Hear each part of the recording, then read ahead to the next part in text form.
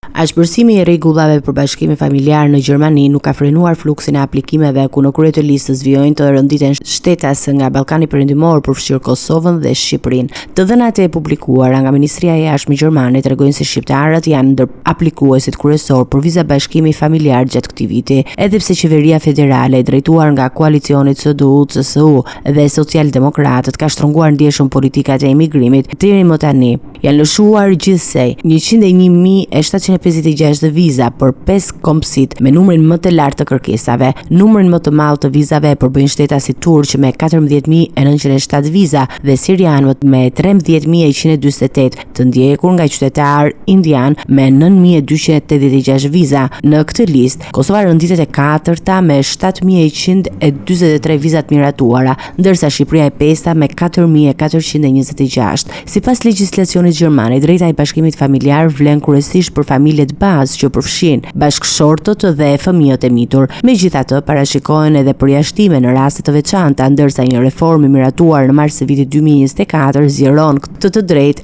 edhe për prindërit dhe vjerrit e profesionistëve dhe punëtorëve të kualifikuar, me kusht që këta të fundit të jenë në gjendje të sigurojnë jetesën e të gjithë familjes. Ndërkohë, në muajin korrik, qeveria gjermane vendosi pezullimin për 2 vjet të ribashkimit familjar për personat me status mbrojtje të kufizuar, duke përjashtuar refugjatët e njohur. Për këtë kategori, bashkimi familjar lejohet vetëm në raste të vështira, ndërsa vijon të mbetet një çështje e ndjeshme në debatet mbi politikat e emigracionit në Gjermani.